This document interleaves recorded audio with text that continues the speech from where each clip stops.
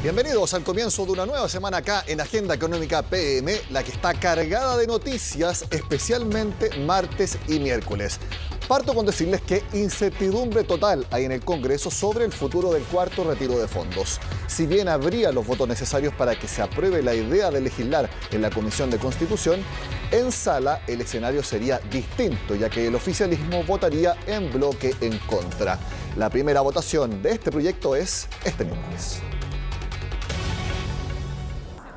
En el pasado, el Congreso los aprobó por amplia mayoría, alcanzando incluso los 130 votos a favor en la Cámara, pero hoy el cuarto retiro no tiene el mismo apoyo y se sigue negociando a 48 horas de su revisión en la Comisión de Constitución. Hay un parlamentario que es Jorge Alessandri, que es autor de uno de los proyectos que se votan, lo va a votar en contra.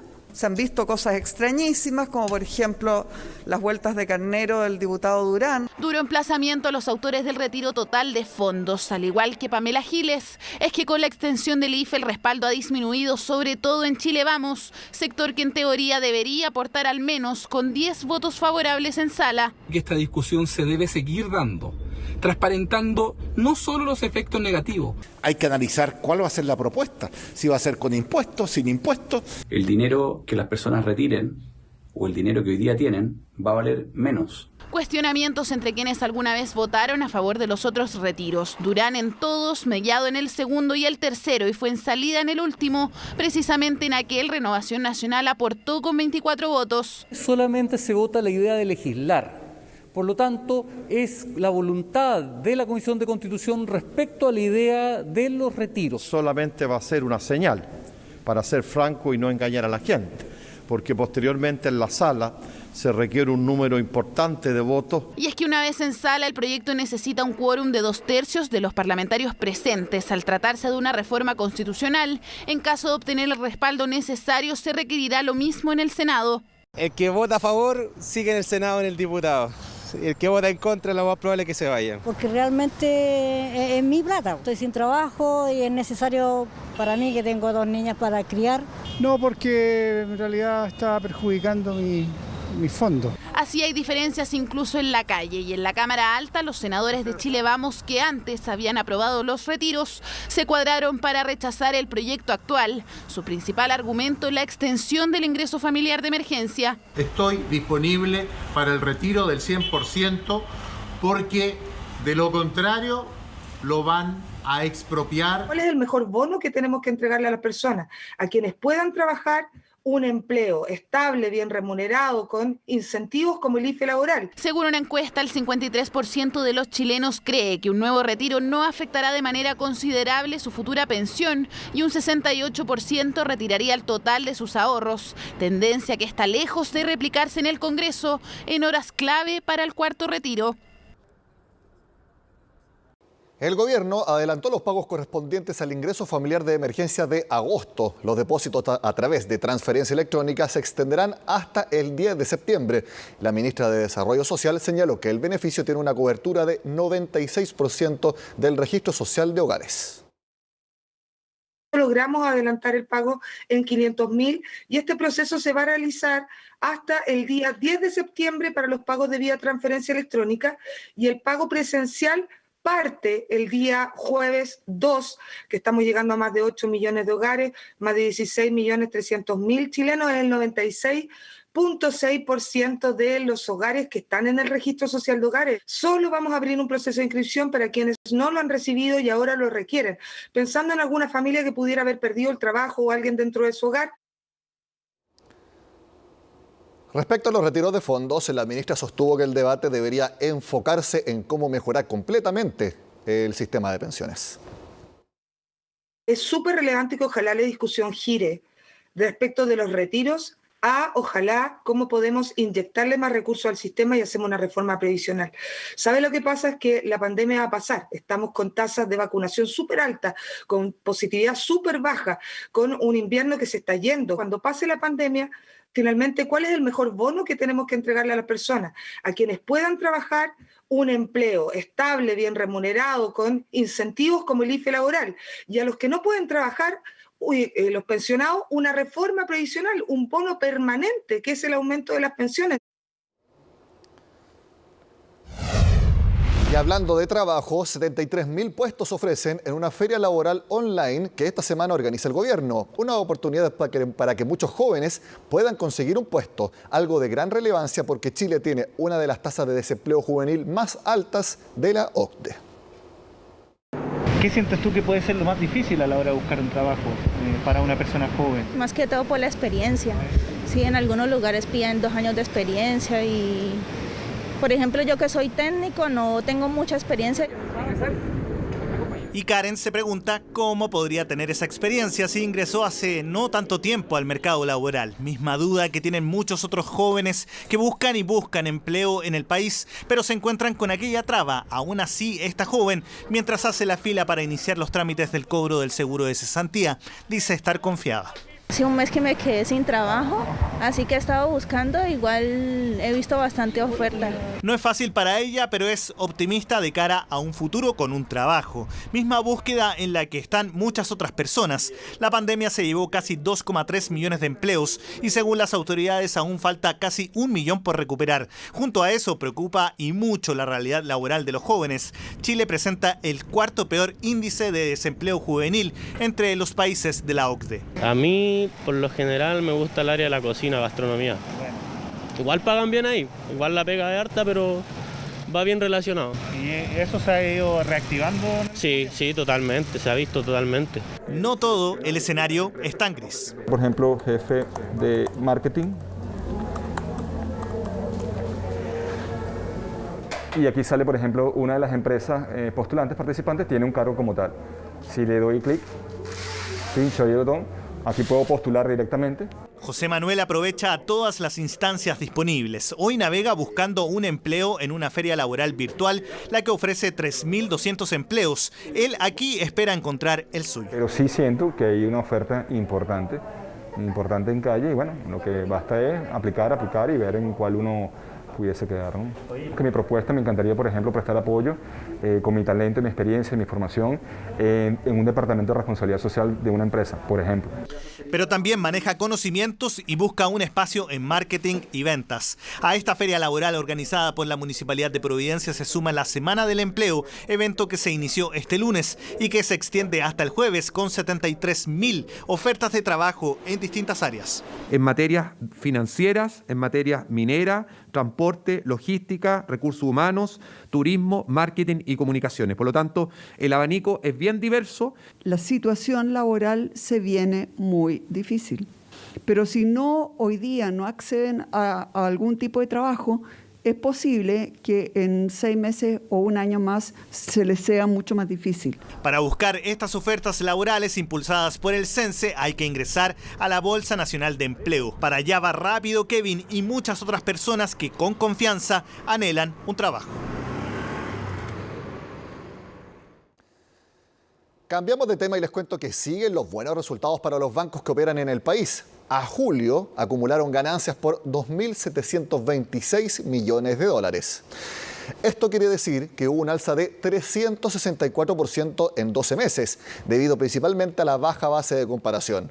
En el detalle, las utilidades de julio totalizaron 334 millones, cifra que es 16% menos a lo que obtuvieron en junio. El banco que lidera en el país sigue siendo el Santander, seguido por el Banco de Chile y el BCI. Respecto a los créditos, estos continuaron cayendo más o menos 2% en 12 meses. Las colocaciones comerciales bajaron aún más 4,2% y las de consumo bajaron casi 9 puntos. Eso sí, los hipotecarios escalaron 6% con respecto a un año atrás. Y la que repuntó bastante fue la confianza empresarial y está en sus mayores niveles en casi 10 años. Según el último reporte que elabora ICARE junto a la Universidad Adolfo Ibáñez, el indicador volvió a la zona optimista durante agosto, superando la barrera de los 50 puntos y llegó a 60,35, que como les decía es su nivel más alto desde abril de 2012. Además, por primera vez desde principios de 2018, que todos los sectores se mostraron optimistas, destacando la construcción, que fue la que más avanzó, seguida por el comercio, la industria y finalmente la minería. Según expertos, esto se debería a la mejor situación sanitaria que enfrenta el país y también la mayor liquidez que abunda en el mercado.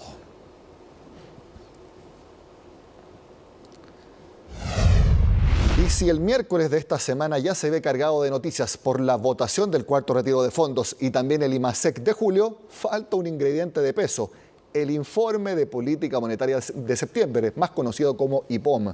Se espera que la publicación entregue más detalles de las presiones inflacionarias que enfrenta nuestra economía, lo que determinará la trayectoria de la tasa de interés. También veremos si el Banco Central vuelve a la ofensiva contra los retiros de fondos. El cuarto retiro de fondos y la extensión del ingreso familiar de emergencia son elementos que el Banco Central no tenía en el visor cuando presentó su informe de política monetaria en junio. Ambos, con el paso de los meses, han cambiado diametralmente el escenario económico. Todos estos factores pueden empujar al alza a la inflación, podrían ser factores que afectaran las proyecciones del Banco Central que vaya a relevar en el próximo IPOM. Este miércoles el Instituto Emisor debe exponer ante la Comisión de Hacienda del Senado el IPOM de septiembre, que según estimaciones del sector financiero debería corregir al alza no solo el crecimiento, también la inflación. Si en el informe de junio el crecimiento se situó en torno al 9,5%, en septiembre podría ser de un punto más. La inflación, en tanto, cerraría el 2021 cerca del 4,6%. Efectivamente puede ser que las proyecciones de inflación no aumenten mucho, pero que haya una trayectoria de política monetaria mucho más restrictiva. Otro elemento que podría haber un alza es la tasa de interés. De hecho, el Grupo de Política Monetaria recomendó subirla a 1,25%, mientras que en el mercado prevén que podría llegar a 2%. Probablemente va a señalar que va a continuar con la recalibración del estímulo monetario. Eso significa que va a continuar a ir de alguna manera subiendo gradualmente la tasa política hasta un nivel que de todas maneras va a ser estimulativo en el 2022. Hay que entender que la situación de la economía aún es frágil y necesita ese nivel de apoyo, pero por otra parte la inflación también debería estar bajo control. Nosotros proyectamos que el Banco Central va a llevar su tasa de referencia este año a un nivel de 2%. Este IPOM se presentará el mismo día en que la Comisión de Constitución de la Cámara votará el cuarto retiro de fondos, proyecto que ha sido identificado por el Central como un riesgo para la recuperación económica y que haría necesario restringir la política monetaria. No es entender nada, decir que no pasa nada, cuando vemos que han aumentado las tasas de interés, las tasas de crédito hipotecario se han incrementado significativamente, en buena parte alimentadas por estos retiros que han tratado de ser compensados por el Banco Central, pero también hay un límite para eso. En cuanto a las ayudas del Estado, los expertos han recomendado focalizarlas en el empleo. Esto en el entendido de que más gasto público podría motivar una política monetaria más restrictiva. Más allá de los riesgos propios de la pandemia, el desafío de la política monetaria es mantener la consistencia con la política fiscal. Si el gasto se mantiene en niveles muy elevados, el Banco Central deberá ser más agresivo en los aumentos de tasa. Este IPOM, además, podría ser el último liderado por Mario Marcel. El actual presidente finaliza su periodo el 11 de diciembre y todo indica que no seguirá en el cargo. A un día de que el Banco Central comunique la posible alza de la tasa de interés, el Grupo de Política Monetaria, que es un grupo de expertos que siempre hace recomendaciones sobre qué hacer con la tasa de interés, bueno, esta ocasión recomendó subir el indicador del actual 0,75% directo a 1,25%. Según indicaron, la recuperación económica impulsada mayoritariamente por el consumo, gracias a las ayudas fiscales y los retiros de fondos, sería parte de las razones para elevar la tasa en 50 puntos base, por sobre lo proyectado por el mercado, que prevé que el ente emisor la suba a 1%. Es decir, de todas maneras habría un alza. La pregunta es, ¿será a 1% o será a 1,25%? A esto también se suman las presiones inflacionarias debido al aumento en la demanda y la mayor liquidez en el mercado. Una de las integrantes de la instancia aseguró que igualmente este 1,25%, si es que se llega a ese nivel, está por debajo de la tasa neutral. Una tasa del 1,25 sigue siendo una tasa como muy expansiva, así como que estuvimos muchísimo tiempo con tasas extremadamente bajas. Entonces ahora estos incrementos da la sensación como si están subiendo las tasas, sí está bien, una subida de tasa tiene sus efectos, pero la tasa neutral está estimada entre 3,25 y 3,75, entonces igual una tasa del 1,25 sigue estando todavía muy por debajo de lo que sería una tasa neutral para la economía. Muy atentos entonces a la agenda económica PM de este martes, porque analizaremos en profundidad lo que haga el Banco Central respecto a la tasa de interés. Cambio de tema y les cuento que a poco menos de 3 semanas de las fiestas patrias, la ocupación hotelera para dicha fecha está por debajo del 50%. Este escenario claramente no cumple con las expectativas de la industria, la que advirtió una posible quiebra de varios establecimientos. Esto por el gran endeudamiento y la falta de apoyo estatal que acusan. En una encuesta realizada por la Asociación de Hoteleros de Chile, en la que participaron 34 hoteles, el 70% de ellos reportaron menos de la mitad de la ocupación, solo 7 informaron que alcanzan un 30% de reservas y 13 recintos está incluso por debajo del 10%. Del total, apenas 10 hoteles aseguraron tener más de la mitad de ocupación. El gremio estima que estas cifras no lograrían repuntar en los próximos días, pese al avance a fase 4 de la región metropolitana y porque el toque de queda también en todo el país estará desde la medianoche a partir del miércoles. Hacemos la pausa y al regreso acá en Agenda Económica hablamos de otra encuesta, esta vez de la Asociación Chilena de Seguridad, la que indica que el trabajo remoto no será tan masivo como todos pensábamos. La penetración del teletrabajo post-pandemia será menor a lo originalmente proyectado. Esa es una de las conclusiones de un estudio realizado por la Asociación Chilena de Seguridad. De hecho, solo 1 de cada 5 compañías dice estar trabajando solo de forma remota. Lo analizamos con Miguel Zapata, que es gerente de seguridad y también salud ocupacional de esta asociación. Miguel, gracias por estar en Agenda Económica. No, muchas gracias a ti por invitarme. Miguel, este mensaje que me pareció el más destacado del informe tiene un número que es bastante claro. De una encuesta que hicieron a decenas de compañías en Chile, 64% opera presencialmente, 30% lo hace ya sea presencial o remota y apenas 5%, 1 de cada 20 dice que está trabajando solamente con personas desde la casa o de otro lado, pero no presencialmente. Es decir, la penetración en verdad es mucho más baja de la que todos pensábamos hace un año cuando la pandemia obviamente estaba mucho más masificada. Exacto. Bueno, esto tiene que ver con las expectativas también. Probablemente, así tú como yo, todos nosotros pensábamos que el teletrabajo iba a tener una mayor penetración. Sin embargo, lo que estamos viendo en la práctica, según estas cifras que nos dice este estudio, que es muy reciente, que hicimos en la primera quincena de agosto, ya un 64% de las organizaciones está operando esencialmente de manera presencial. ¿Tú crees que esto se debe a que no estaban las condiciones para trabajar de forma remota más masivamente por el tipo de empresas que operan en nuestro país? Porque, por ejemplo, servicios financieros es un sector donde hay más trabajo mixto o remoto, pero agricultura, transportes, construcción prácticamente no tienen trabajo a distancia. Entonces, hay muchos tipos de trabajo que en nuestro país, al parecer, no se puede hacer simplemente de forma remota. Claro, probablemente eso tiene que ver con muchas dimensiones. Una es la que mencionas tú, que tiene que ver con cuál es nuestra capacidad productiva, cómo es nuestra infraestructura, cuáles son nuestras principales industrias. Y hay industrias que definitivamente no pueden operar de manera remota. Hay otras que sí, como las que mencionabas tú, especialmente en de servicios financieros, donde tú puedes entregar tu servicio de manera remota. Entonces, un tema tiene que ver con eso, con cómo es la característica de nuestra infraestructura productiva, por llamarlo de una manera. Otra tiene que ver con las mismas condiciones sanitarias y de restricciones sanitarias, cuarentenas, ¿cierto? Y no solo las cuarentenas, sino que cuáles son todas las exigencias regulatorias que tienen que implementar los empleadores o el comercio para poder operar.